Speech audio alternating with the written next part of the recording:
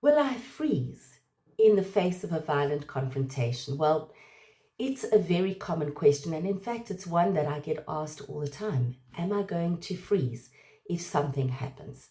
And it's a very valid one. The truth is that freezing and fear is hardwired into us. It's a natural human response, and it's actually designed for our survival. Fear is not a sign of cowardice, it is not a sign of weakness. It is your body's human response to try to keep you alive. Freezing is also not failure. Freezing is a biological response, as you will start to understand in a moment.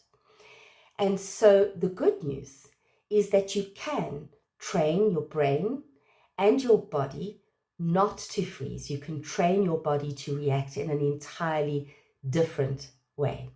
So, welcome to our first episode of a 10-week series that I've entitled Harnessing Fear. And today we're going to be unpacking a very basic concept, and that is understanding what fear is. We've all experienced fear, but what exactly is going on when we experience fear? And the most important thing is, what can we do to stop fear from paralyzing us when it matters most, when action is most needed? So, when you feel fear, what is happening is your body automatically activates your fight, flight, or freeze response. And it's your body's way of preparing you for a situation where you might need to do one of those three. Fight means stand your ground and fight. Flight means run, which is a really good idea, by the way, if someone's coming at you with a knife. And freeze is a complete inability to respond, and that is what we want to be looking at. What basically is happening is it's a little bit like a computer with too many tabs open, and the computer just completely starts to freeze, to stall, and shut down. That's what's going on in your brain. There's a section of your brain called the amygdala, and it's the part of your brain that's responsible for your emotions. Now, your emotions and your survival instincts are quite closely linked. And the amygdala takes over.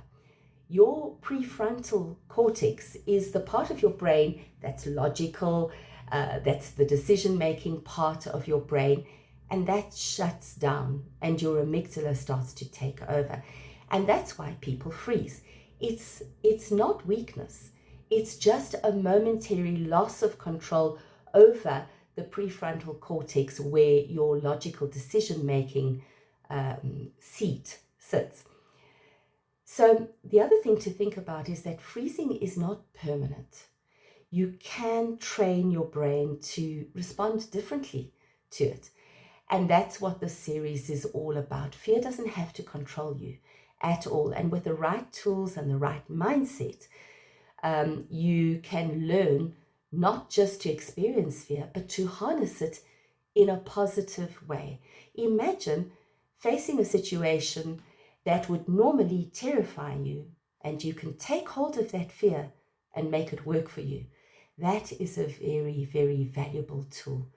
And what we want to do is turn that fear into action, and hesitation also into action. So next week, we're going to be looking at the next tool in your fear fighting arsenal, which is situational awareness. We will talk about that in more detail. That's your first line of defense, by the way, in terms of not freezing.